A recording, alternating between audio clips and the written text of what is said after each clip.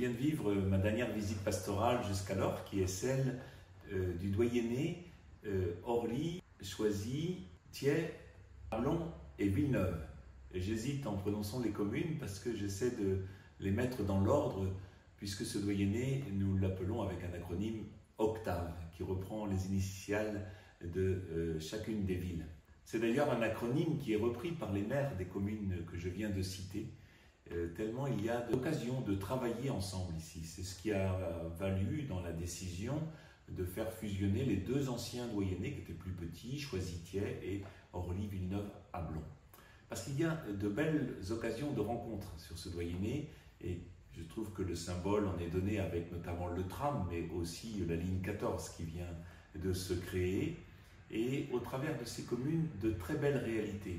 L'enseignement catholique avec une école et un collège, le Sacré-Cœur à Ablon, dans un magnifique cadre, et les élèves font ici leur scolarité et poursuivent ensuite à Saint-André, à Choisy, ou à Saint-Charles, à Athis-Mont, mais bientôt aussi à Saint-Joseph, à Villejuif, où nous avons un nouveau lycée.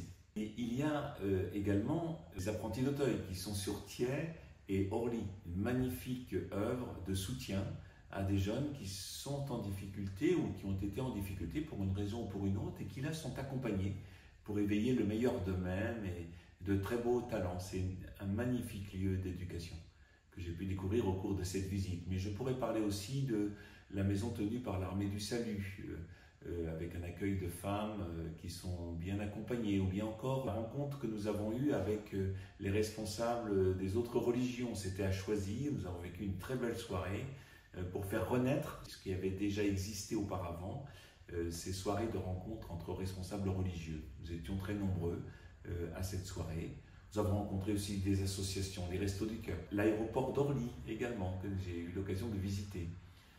Tout cela peut paraître loin des préoccupations des paroisses, mais c'est l'objet d'une visite pastorale, que de saisir avec les fidèles qui habitent ici le territoire dans lequel ils sont amenés à donner leur témoignage.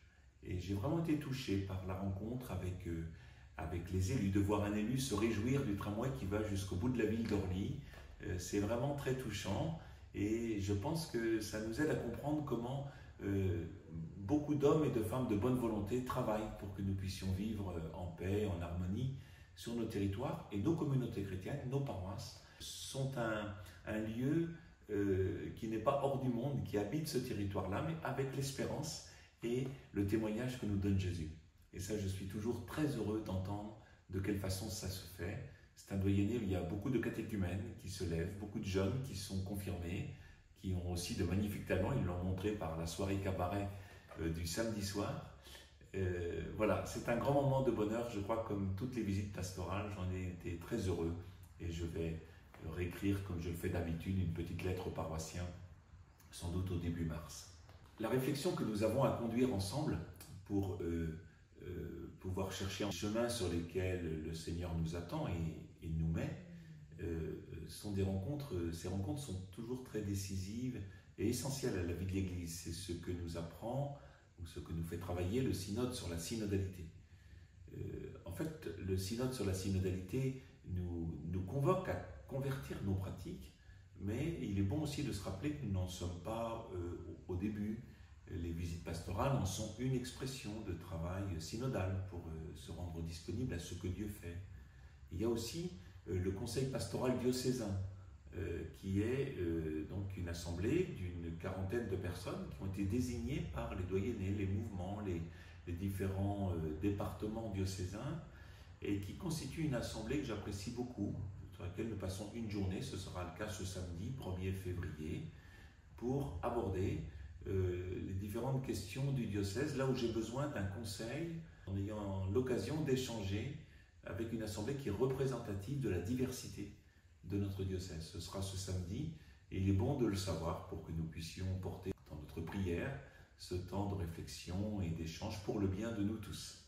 Ce dimanche, nous allons vivre un des premiers temps forts de rassemblement du jubilé après la messe d'ouverture de l'année jubilaire à la cathédrale le 29 décembre dernier. Nous serons à nouveau très nombreux à la cathédrale de Créteil dimanche après-midi pour la prière des Vêpres à 17h avec beaucoup de consacrés au milieu de nous pour pouvoir les porter dans notre prière. Mais ce sera le temps de mettre le point de clôture d'une journée qui aura commencé le dimanche dans toutes les paroisses, puisque nous fêtons la présentation du Seigneur au Temple.